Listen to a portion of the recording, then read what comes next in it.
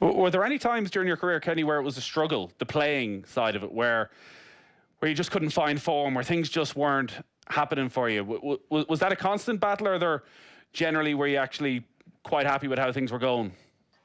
I don't think if you ever become complacent, you're going to tail off, aren't you? I mean, there was times when I was probably rubbish.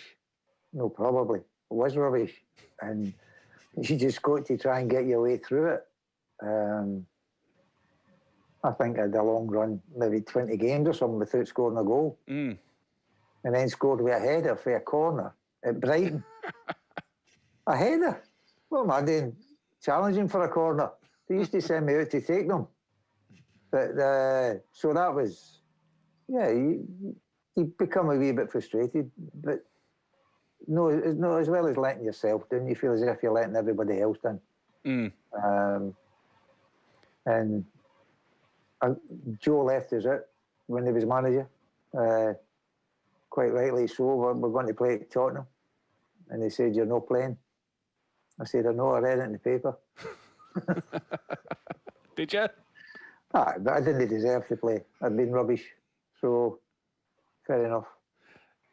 Nate, there used to be a hairdresser's around the corner from Anfield, and you could go in there on a Friday, and the fellow who cut your hair would know the team. He was mates with the gaffer. You'd know if you were playing on the Saturday. So yeah. I think Joe Fagan did say it was the most stupid decision he ever made, dropping you for that game. We won. That Joe Fagan, when he dropped you against Spurs. But we won. They won, yeah. We won. Aye, wasn't that stupid? Hey, there's a lot of things Joe is. One thing definitely, isn't he? He was never stupid. Yeah. A brilliant man he was. We've spoken to Graham Souness about that and his relationship with Joe Fagan and his ability to say the right thing at the right time. What an incredible learning experience as you're preparing to go in as manager, to have worked with Jock Stein, to have worked with Bob Paisley, to have worked with Joe Fagan. Did you just take a little bit out of all of them, or were there a lot of similar characteristics across the three? No, they're all, the only thing they had in common was that they were all winners, and they were all really intelligent, and they were all good at their job, and they went about it, but they went about it in different ways. And they take a wee bit from every one of them, then you've got a chance. And the individual who's making the decision and what bit you're going to take from Big Jock, or even Fergie when he was with Scotland, Bob Paisley, that'll dictate if you're going to be good or bad yourself, because the bits that are relevant prove useful to yourself. If you pick the wrong bits, then they're going to be harmful. But when I was given the manager's role, and I don't know why they asked me, but then they gave us the managers. They asked us if we wanted to be a manager, and it was Bob Paisley was upstairs. Bob came back a couple of years out when Joe was manager, but he came back. They said, "Bob can sit upstairs." I went, "Yeah. You'll be manager. Ronnie and Roy will carry on as a coaching." I went, "Yeah." And there was an old boy, you'll know him, Tom Saunders. Yeah. In and around the football club. He was first youth development officer in the football, and an ex-headmaster, and run the Liverpool school side. And I said, "Yeah." And I says, "I'll have a desk in my office for Tom. He can sit there because he's a wise old guy. And you could maybe get in an argument with somebody, and he'd go away and he'd think about it and come back the next day and say, "You know, I was just thinking." And he was really, really helpful and looked at it from some other angles. So for me going in, Jesus, who couldn't do that? How could you know be a success with that running about you? And aside from that, the best football administrator I've ever met was Peter Robinson. And he was a secretary, as we called him then. Probably chief executive, they would be titled now. They were unbelievable. So they put me in, but they had all these people run about us. Imagine having old Bob on your side. I know. Was the difficulty having played with the players though? Like, did you worry about that? Like having friendships with some and not so much friendships with others, that could be a problem for you, certainly picking the team? I was never going to have a problem picking the team. The problem I had was picking myself. If I should play or I shouldn't play. And I knew who to turn to if I wasn't playing. Myself. So have a word with the manager. But I think you always have friends in the dressing room that are big, stronger friends than some others.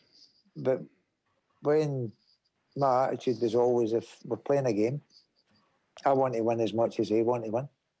And I've got to pick a team. I want to go home to my family after the game on the Saturday and be in a good mood and for them to be happy. So why would I pick a team that, out of spite, I picked a team that I thought could win. And I always did that. I always wanted a team that could win because I want to be happy as well. And actually, Ronnie and Roy said, you need to start playing yourself. Said, you've not been playing. I said, don't need to play. Walshy's shooting the lights out with goals the first part of the season, then Walshy get injured. And I said, well, I'll need to play now. And that was, for me, that's the most important thing. No, your friendship or what towards people. You pick it because it's right. And Big Hanson was probably as close to us here with the families and everything growing up, living nearby. Nearly was captain and a great captain, the most successful player we had here, and just thought maybe he needed a change. And if I put Big Hanson in as captain because it would be good in the dressing room, but good for the boys in the dressing room, no for me. He wouldn't tell me what day it was. Never mind tell me a story about the dressing room. So they knew that they'd be kosher and he would control the dressing room to a degree and make sure everything was all right. And if there was something wrong, they'd sort it out. Never came back to me. And that's the way I wanted it. Because I knew the dressing room was sacrosanct. The manager wasn't allowed in there. So if I went to walk in the dressing room, they'd all be... And then you walk in, silence. I'll come back in a couple of minutes, just finish your story. Because you know what I'm talking about. You know what I'm talking about. Right? It's just the names change, don't they? The names change, the conversation's the same. So, all right, finish your story, I'll be back in 2 minutes. And I tried my best to be as fair as I possibly could, but at the same time, it was hurtful for me. Likes of Neely, he moved on. Alan Kennedy moved on. And that season, we must have made about 6 or 7 changes that went almost unnoticed because Jan started playing more often. Steve McMahon came in. Craig Johnson started playing more often. So we were, and Walshy started to play a lot more instead of me. So there was some changes. We brought Nico and Jim Beglin in. Another Irishman, real one. Yeah, proper one, that one. So there were changes made, but it wasn't a big song and dance about it. Yeah. When you're talking about that dressing room dynamic then of you're the manager, everyone goes silent, how did you balance at the times you were playing though, when you wanted to make sure that the dressing room had its natural atmosphere, but also you simply had to be there because you were playing on the team? But this was during the week. The conversation was mostly during the week. When it's match day, there is still a bit of humour. Right. But there's not the same level of conversation. So it's a bit more serious. A wee bit more serious, aye. Yeah. That team that you took over and you have the success of the double, as you said, there's a season then where there's nothing, but then the team around 88 and some of the performances, some of the attacking performances, the one that always stands out is the Nottingham Forest, the 5-0 victory, as good a game as Liverpool have ever produced. How enjoyable was it to work with players of that talent and to get them buzzing the way they did? As a manager, was it replicating the buzz you felt when you were out playing, say, 10 years earlier, to be able to get those players to all come together and perform like they did? No, the biggest thrill you get is playing. It doesn't matter what else you're doing. Trigger the go at Tranmere with John Barnes, assistant manager, so it's not the same on the sideline. You were enthralled with them, the performances were fantastic. Some of the individual players produced unbelievable performances, but it's still, when you were playing, that was the best days of your life. But certainly the boys that came in 87, 88, they didn't have provided a great deal of entertainment for everybody. Yeah. When you consider what they had to go through in '89 and still going and be successful, then I think it speaks volumes for them as men as well as for footballers. What were you like in '88 then, after the cup final in '88, Kenny? What sort of loser were you when there was big games that didn't go your way? What was the reaction like in the dressing room after a cup final like '88? No, we weren't happy. Obviously, if you start enjoying defeat, you might well pack it in. But give credit to Wimbledon, they scored a goal, we never. What they wanted to do in the game, they did better than what we wanted to do. So give Wimbledon credit for winning. You can be upset that you lost, but you don't need to be a sour loser. Yeah, you can be a bad one, but not a sour loser. They deserve to win because they scored a goal. Yeah. And that was it. So anything else that happened was irrelevant. You touched on it there, what happened in '89 then at Hillsborough. And Jason, you grew up around the area, you played for the club, you're still around the area. Like, one of the reasons why Kenny is so revered at Merseyside, it's not just his brilliance as a player, it is what he has done for the city, more so than ever since Hillsborough, and his work with the families. It's, you know, for you to talk about Kenny, and because you'll have met a lot of those families, you'll have seen his work around the club, it really is quite incredible what he's done through the years. Yeah, I wasn't playing football professionally when it happened. I was actually working in a pub, and I was on the afternoon shift, and I was waiting in the bar, and the telly was on. And back then it was grandstand, and you know, they were going backwards and forwards to the ground. It was kind of unknown. I had friends and family who were at the game, who'd gone down. Lots of people from the pub, a lot of the lads had gone down, and you know, obviously it was coming through, the enormity and the devastation. And you know, I always remember the pub clearing out, like everyone going, and no one being left in there. And then over the next few days, you know, different stories about people who had passed away and people we knew. I played football with the two trainer boys who sadly passed away, and I knew them very well. And you see all the communities come together, and kind of everything becomes irrelevant. And then you see the players, and then Kenny, you know, all at the funerals and stuff, and you've got nothing but appreciation, and you admire them for what they have to do. And Kenny said before, I think Liverpool and its fans have always had a special relationship. We show humility, but we also show support, and they showed their human side.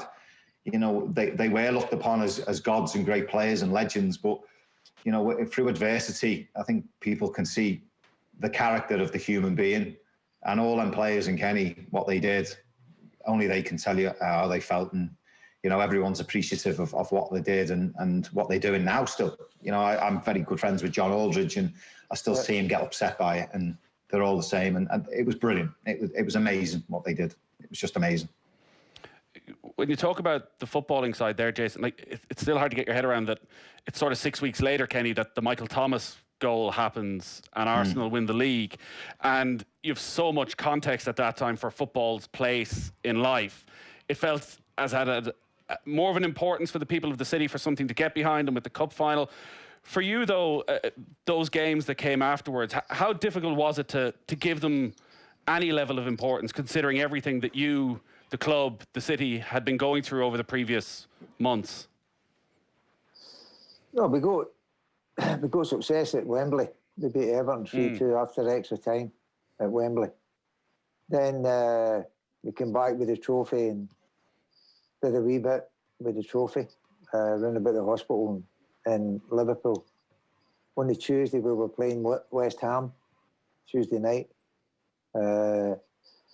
We beat them 5-1, but it was never a 5-1 game. We scored 3 goals later on, and we were lucky to come away 5-1 winners. And that's why there was a big goal. Well, there was a 2-goal difference going into the game on the Friday. And to be fair, the boys were running on empty because of the emotion of playing it in the cup final, because of the extra time, because playing against West Ham, knowing that you couldn't afford to lose if you wanted to win the league, or the energy drained out them, and then they come to the game on the Friday. And they were really running against a brick wall. And to get that close was a fantastic a fantastic effort for the boys. Arsenal deserved to win the league because they got more goals than us. The goal difference was better, whatever it was. So there's no way that we can get away from that. But, and there's no, in hindsight, or try to be clever, if there was a trophy that was more important to the people of Merseyside that year, it was the FA Cup. So they could have a bit of solace for themselves, everybody, that at least we got what we wanted to get, or what was most important. And that was probably the only year that the FA Cup meant less. It meant more than the league championship. But that's not to take away Arsenal's ability to win it. There's obviously been a lot of developments in recent years with independent reports, with the inquests, and you'll have spent as much time as anyone with families over the last few years. Have you got a sense that people are getting some sort of peace, some sort, closure isn't the right word because there'll never be closure, but that everything that's happened over the last few years is giving a little bit of peace to the families? Well, every family will have a different idea of what they think is satisfactory outcome for themselves. So as long as you've got that, then it'll always remain open. And you can't blame the families for having different ideals, which is right and what's wrong, because everybody's different. And they have been unbelievably representative of the people of Liverpool and stood up for the supporters of Liverpool Football Club. And they are the ones that are the heroes, really. They're the ones that have been through the mill since '89 and everything that they had to do for their families, and the way that they fought hard for the justice. And anything, and anybody else, myself included, we were only support acts. They supported us for years and years. It was our turn to be supporters. And we tried our best to do a little bit to make them feel a bit better and help them along the way.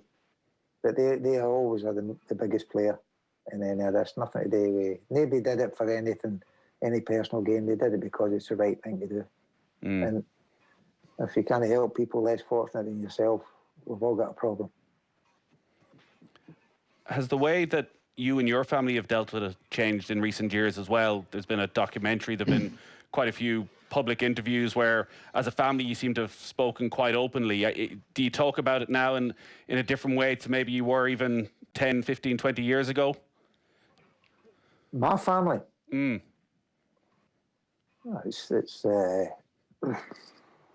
don't... No, it still is the same meal. It still resonates with. Two of the kids were there. Kelly was there. Paul was there. But we were fortunate. They never suffered in any way, shape or form for being at the game physically. Mentally, I would have thought so. But they could come home, and there's a lot of people couldn't. So, as I say, the most important thing is they've had a few positive results in recent years of families, and if they've got some outstanding ones, then let's hope they're successful, and let's hope they can push onwards and upwards and get on with it. There's some people being punished. The judgment's been made on them. So if there's some more to come out, then fine. But for what they did for their families, for their loved ones, it was unbelievable. To sacrifice, 25 years of their life is unbelievable. So the same it deserves, all the credit. The leaving of Liverpool, Kenny, is well documented after that dramatic Merseyside derby. What are we, 30 years on now from that almost, of the initial leaving of Liverpool? When you look back, did it simply have to happen? Was there no way that you could have avoided leaving at that time? Did you just need that break? Yep. Just a rest and that was it. Yeah.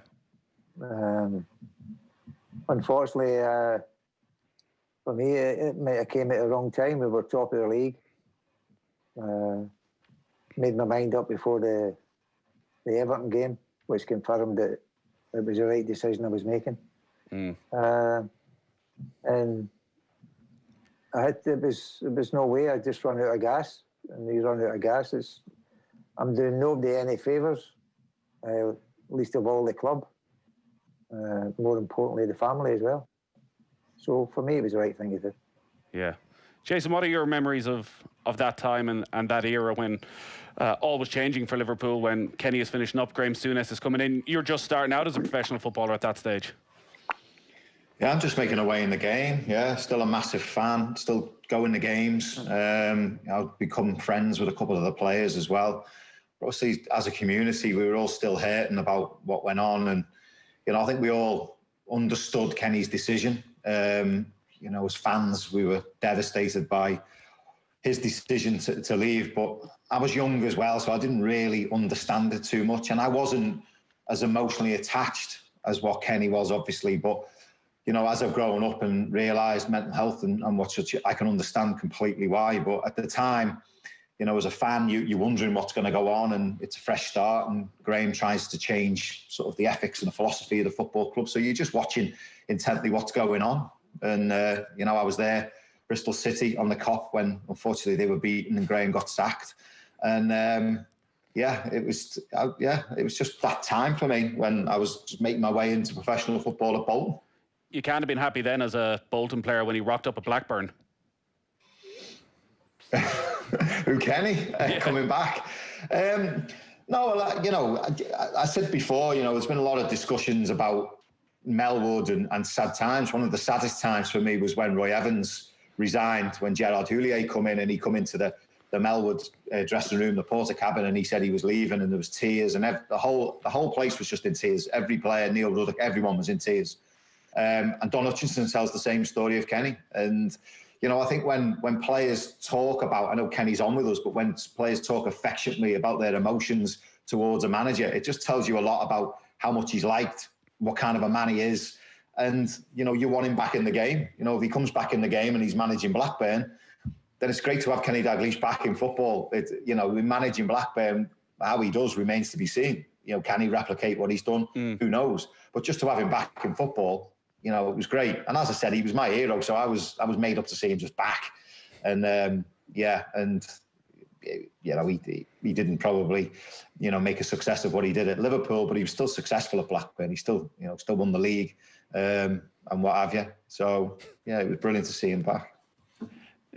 The differences between the Liverpool job and the Blackburn job, Kenny, like the expectation that was there throughout your career from Celtic through Liverpool, player as manager.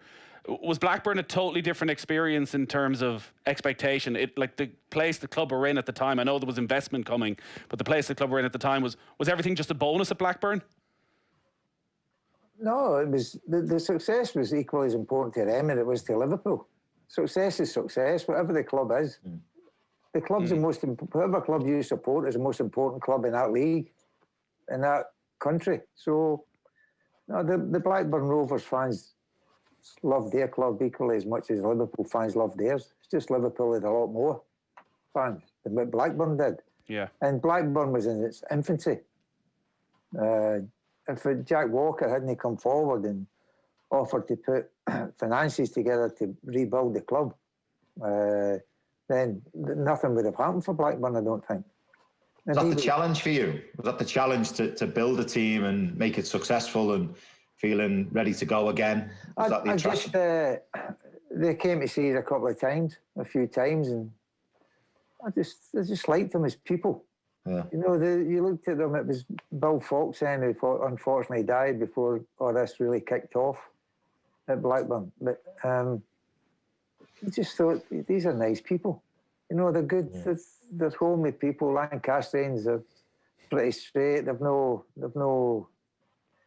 been too high profile in the football in their own town. They would have been at Blackburn, but as soon as Jack, there were stories in the paper about who they were signing, like Steve Archibald and Zinedine Zidane, and I'm going, somebody Jason McAteer. No. This was before that. So I'm saying, how can they be signing these type of people? They can't have that kind of money. And Jack had that type of money, so he was financing it for everybody. But if he never had the money, I wouldn't have gone, because the only way you can get success is to spend money. And was the ambition from day one to win the Premier League title? Was that a stated ambition from Jack Walker? Yeah, but I sent him a psychiatric nurse to see if he was sane or not. But anyway, that's what he wanted to do. Right. He wanted to win. He wanted to win. The Premier League hadn't started. Had it? It was just starting the next year. He was wanting to win. Yeah. So we had to get promotion first. So we got that the first year, and then we were into the Premier League when it started. But that was, by the way, you're not going to get people like that now. That's not going to happen again. Some local chap coming up with the money and putting it in and being successful as he was. It's not going to happen. And was that just him wanting to give something back to the town?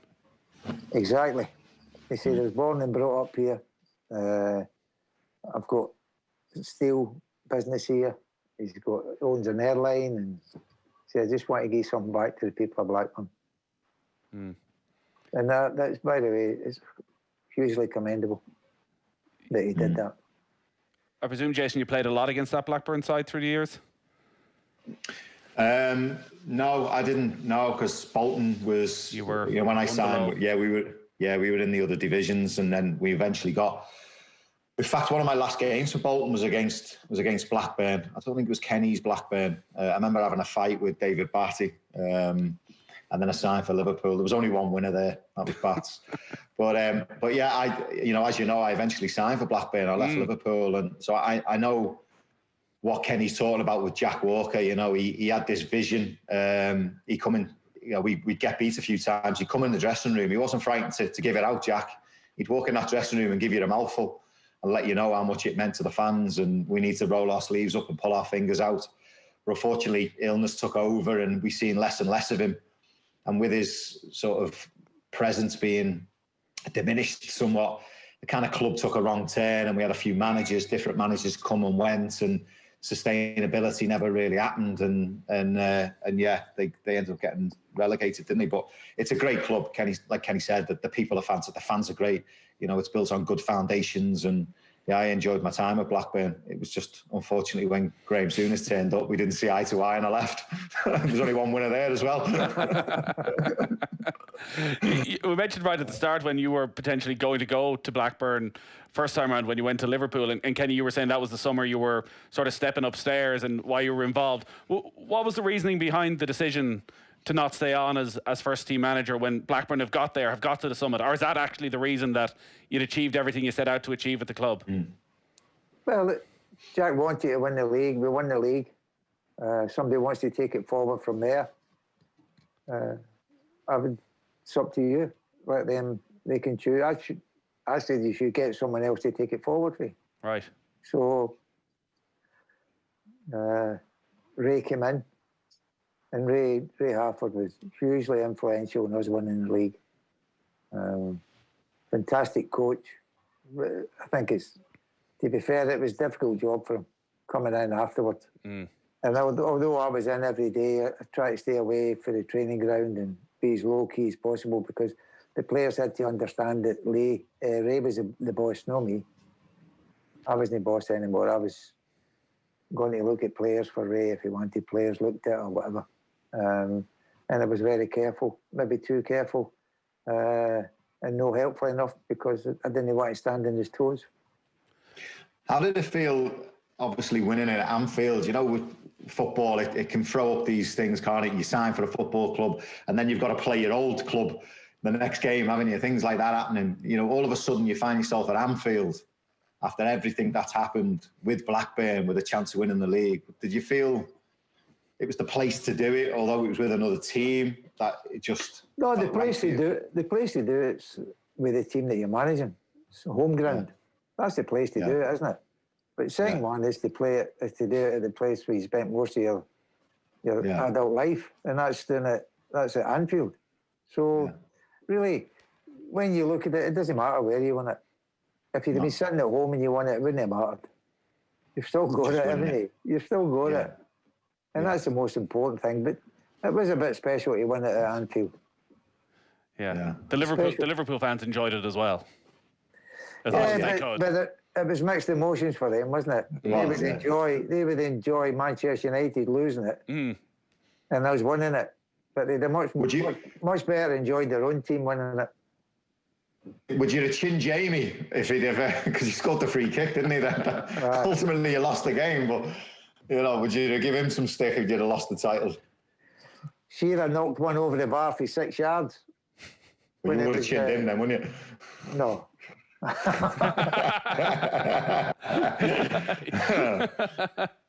When it was one each, with a couple of minutes to go, just before Jamie scored. Well, you don't see that on the box, do you, on the highlights? I saw it. Didn't forget. He missed it. How could you blame him for that? How could you blame him if you lost it? The goals that he scored for the club. Oh, brilliant. Kenny, the word you probably use most often during this chat is winner. Like, for you, it seemed winning was everything. It was the reason for getting out there. It was the justification for everything. And after Blackburn, you've spelled at Newcastle, at Celtic, and then there's a good spell outside of the game. Was there any way of getting near the buzz, the satisfaction of playing and being involved in football when you were away? And when you are away now, do you still miss that sort of addiction to winning? Have you ever found anything to get close to replicating it? No, I don't even win an argument in the house now. No, that was your work. That was everything, the football. Regarding your working life, for me, it was, if you're taking part, you might as well win. You might as well try and win. I don't want to just be there and no competing or no being able to compete. So the best way to compete is to win. The best way to get trophies is to win. I wouldn't say at all costs, but there's a way of doing it and you just enjoyed it. Maybe it was the way I was brought up. As a young boy playing football, growing up through the school teams and everything else, always wanted to win those games. So I didn't think that was a bad idea. I didn't think it was a bad philosophy. No. We just sort of carry it on and get into the football when you're working in it. Yeah, you've got to win. You've got to take part. And when you're away from it, you watch your games in a different frame of mind, really. You watch your games in a different frame of mind. So winning isn't the be all and end all, but it's not far away from it. Kenny, if I said to you, you could go and play one game now, I could send you back in time, and you could go and play one game that you played, what one would you pick? And we won. Well, it's up to you. I don't think you're picking a losing one, are you?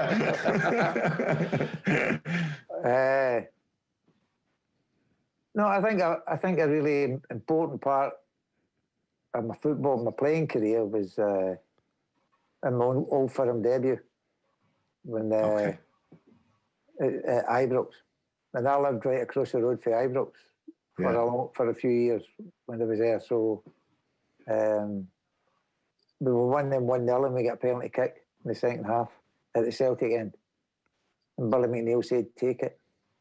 Oh, no, it was worse than that. And I scored, so maybe if that hadn't gone in, it could have been a different story. You never know. Yeah. Brilliant. It slotted it in anyway. Yeah. And then people might say, well, it was a penalty kick. You're allowed to score, or you should score. Yeah. By the way, it's also an Old Firm derby in your debut. Throw that into the mix. Is that as nervous as you've ever been on the pitch? Probably. Yeah. Yeah. Has Probably. to be. When you look at your role at Liverpool now, and listen, it's such a terrible shame there's nobody there in the stadium, but like we've been there many times, and it's a packed house. The Sir Kenny Dalglish stand is there. How much do you enjoy your current role at the club and being involved and the scenes the night they won the title when you're on the television? How enjoyable a place is it to be right now, Liverpool Football Club? The football club's a great place to be in and around. I'm non-executive director, which is usually complimentary title for them to have put on myself, and the way that they've looked after myself and respected what you've done with putting the stand name up there, and actually just put me in there as a non-executive director, speaks volumes for the people that have been involved. Semi Sports Group have been fantastic for the football club. I mean, they have really taken it forward, kicked it on, and it's onwards and upwards. And for them, I don't think this would have happened without somebody likes of them. And the investment they've put in has been brilliant. And if there's money there for players, they give it to, and they did give it to the managers, myself included, that were there. They brought players in. If they've got the money, you can have it. And I think that's what everybody wants to hear. Then it's down to you as a manager to make the right decisions and who comes in and who goes. If you've got the money, you can do that. So I think they're respectful and helpful, and I think they've really helped them move forward. On and off the pitch. Sorry, Jason, I was going to say, because you're there as well at Anfield all the time, that there's a respect there and an acknowledgement of the former players at Liverpool now, that it feels as though there's a place for everybody who's been involved at the club. Aye. I think there's always been a place for everybody. I've always felt my relationship with the club is as strong as ever from leaving. You know, it's a special place. It's an institution. It's you know, it's just amazing that they embrace us still, and we can go back there, and you know, we need a ticket, we can go, and everyone knows each other, and we all, you know, all the lads who are all over the world still live around, a lot of them still live around Merseyside. That just tells you, you know, the community that we have. We all meet up at Christmas, we all stay in touch, we play golf. It's you know, we are very, very close. I just wanted to ask Kenny, you know, obviously through, you know, the 70s and the 80s, we've seen teams dominate divisions like Man United through the 90s, dominating the Premier League. How difficult do you think it is nowadays for a team to dominate like that? Do you think it can be done? Do you think Liverpool can have a stretch of 5 years of being dominant, or do you think it's just very, very difficult now? I think the competition's fierce now. I mean, the game last week with Man City, the first 45 minutes, both teams were brilliant. Brilliant. Yeah. The quality of the quality of the game, the pace of the game, two teams, and they're the two teams that have been, the last 2 years have been up there competing for the title. This year, I think this year you might see somebody step in for the outside and win it, because everybody's beating each other. Liverpool have been hit quite badly with some serious injuries, which, when you're not able to bring people in, can be quite decisive. But for attitude, commitment and their effort, they're never going to fall short in that, Liverpool. So I don't know what's going to happen this year. But I think for me, whether Liverpool's going to go onwards and upwards and Man City's going to be there or thereabouts, I think it's hard to judge this year. But to go and do something for 4 or 5 years, it's tough. I don't know. There's more money about than there are players. So most of the clubs that want to be successful want to spend money. But who'd you buy? Who'd you buy? Where'd you get them from? Because they're all chasing the same players. Yeah. And that's where Jurgen's been clever. There wouldn't be too many chasing Jota, would there? No. To be respectful. Jota, nobody disrespectful to him in his quality of play, but nobody would have thought, I'll go and get Jota. They go and get him, bring him in. Jesus, what's 7 goals in 5 games or something? He's on fire. But his recruitment has been brilliant, hasn't it? All the way through. Players like Robbo from Hull. It was, you know, you'd never have thought he'd go on to be arguably the best left back in the world, would you, when you seen him at Hull? But no, and it just shows you that somebody's doing the work properly. And I think at the end of the day, Michael Edwards and the football the football fraternity there do the work, and Jurgen makes the choice. So if that's the way it's done, or whatever way it's done, please don't change it. Just keep it going. It's working quite well. So it's going to be difficult to see somebody. I mean, Liverpool, that's 3 years now, isn't it? Yeah. 3 years. So it's going to be you need an an even slice of luck. And at the moment, regards injuries, we're not getting much luck on that side of it. But they're showing great commitment and attitude. And Jurgen against City playing 4 forward was really brave and thought right outside the box there, because I don't think there's too many people would have thought that. No. But if that's where your best players lie, play them. Yeah. Kenny, you've seen any amount of characters come through Anfield over the last 40, 50 years. Jurgen Klopp right up there among those characters? Well, when he was announced as manager, I said, fasten your seatbelt. we are in for a roller coaster here. It'll be brilliant. And he has been absolutely fantastic for Liverpool. Yeah. He came in and he settled down, and the way they go about their work, the way they prepare people, the thought that goes into the preparation, and the attention to detail, it's fantastic. So just hope it continues, moves onwards and upwards.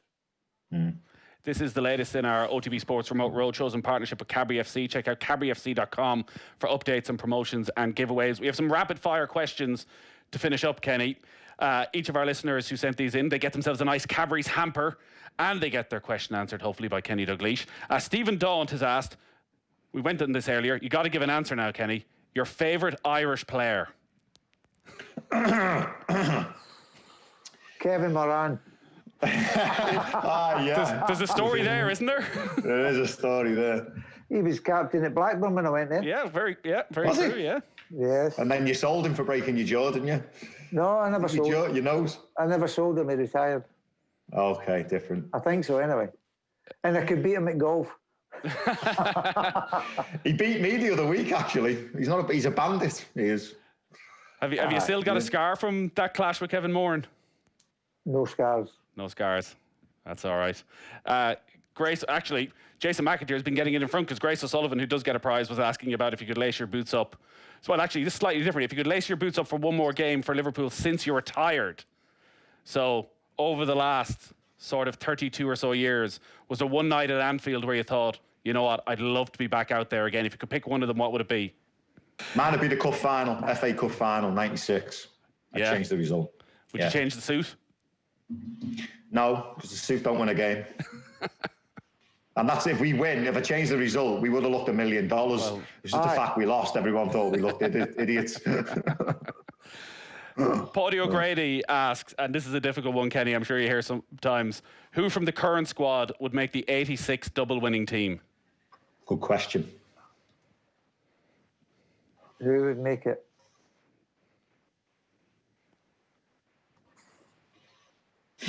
Oh. That means you've got to drop someone. No, it could be myself, but... See? Yeah, I like what you did there. You're not upsetting anyone. Yeah. I'll leave myself out, and we can put in Mo Salah. Right. Oh, before Mane? Well, before me. That's true. I'd never do that, yeah. Well, Mane, you need to leave out John Barnes. Oof. Yeah, you can't I'll do leave that. it with you, Trigger. No, I'm not. No. Barnsley stays in. Barnsley stays in. Mane I wouldn't drop the gaffer though. Why? Who are you dropping? Who are you back to? Big Jockey and was it Jockey and Dizzy? Lotto. Jockey and Dizzy. Lotto. I'd drop Virgil for Lotto. There you go. You drop Virgil in? Yeah, drop him in for Lotto. Yeah. Poor old Laura gets an awful hard time of it. Peter Scully asks, Melwood closed this week. Who was the laziest player at training? Clem. Ray Clement. Yeah? Yep. Jason? Who was the laziest player when you were there? Razor. Really? That's why he was 18 stone. True. I think there's a wee bit of evidence there. I was initially going when you said Razor. I thought you were almost going to say Ray Houghton. I was like, really? Yes, Razor Ruddock. No. Were you there during the Julian Dix era? No, he left just a couple of months before I signed, yeah. No, I wasn't there with Dixie. No. And a final one. It's on Stephen Gerrard from AS. If Gerrard wants to be the future manager of Liverpool, does he need to get managerial experience outside of the SPL, or would winning titles with Rangers and perhaps getting them into a Champions League group stage be enough for you? I'm not sure if you get to make the decision, Kenny, but these are the things you have to think about. I don't need to make any decision. I just need to make it. I just need to make a comment. Exactly. Stephen's done fantastic at Rangers, and I think it was perfect for both parties. Stephen obviously has ambitions in the managerial role in football for many years to come, and the only way you're going to find out if it's suitable for you and if you're good enough is to go and try it. And it was very brave to go and try it at Rangers, because Celtic were totally dominating. If they win the cup final against Hearts, that's him won 12 out of 12 trophies available for them. So that shows you how difficult it's been for Rangers. But he's done brilliant, and I don't think it's going to be any time soon. But if Liverpool ever had any thoughts in going for Stephen, then he's showing his colours up at Rangers, and it's all very well and good saying it's only Scottish football. By the way, they want to go and try and work up there, and it's a high level than they think. So he's done brilliantly, and if it was ever in anybody's mind, a trainer thought, absolutely done himself no harm whatsoever. I think as well now, I think football, I think in a lot of things that you do is timing, whether it's a centre forward arriving to score, whatever it may be, the smallest things and the biggest things, timing. I mean, if it's right for Stephen Gerrard at the time Jurgen leaves, if he leaves, if he's got experience, if he hasn't got experience, are you in the right place at the right time to sign for a club? You've heard the gaffer talk about Torres going, Suarez come in because it was the right time. It's just all about timing. A lot of things we talk about in football, whether it's right at that moment. And as a candidate, why not? But if the timing and the planets align, then why not? But that remains to be seen, doesn't it? Yeah, it sure does. Kenny, you've been brilliant with your time. You mentioned Scottish football. We got to mention last night. How much did you enjoy it? Scotland are back in the big time. Well, they were never at the big time. They're just having a rest period. They played brilliantly as well. They played really well and thoroughly deserved it. I know it went to penalties, but they thoroughly deserved the victory. Yeah. Thoroughly. Brilliant. Yeah, begrudgingly, we will say congratulations. You can enjoy next summer at Euro 2020. We'll be watching on. Very, very jealous here in Ireland. I'll be watching on myself. Some television somewhere. All right, this has been the latest OTB Sports Remote Roadshow in partnership with Cadbury FC. Check out cadburyfc.com for more promotions and giveaways. Jason McAteer, thank you as always. Thanks, Nave. Another dream fulfilled, interviewing my hero. So thanks very much for that opportunity. I loved it. Yeah, you and me both. Kenny Dalglish, it's been an absolute privilege to talk to you. I think we still only touched the surface of the most remarkable career in football. Thanks a lot for joining us today. No problem, Nathan. Jason, thanks very much for being a very admirable right-hand man and telling, thanks, Gaffer. And telling a few porkies about me. I wish I'd signed for you. I do. Oh no, don't go that far.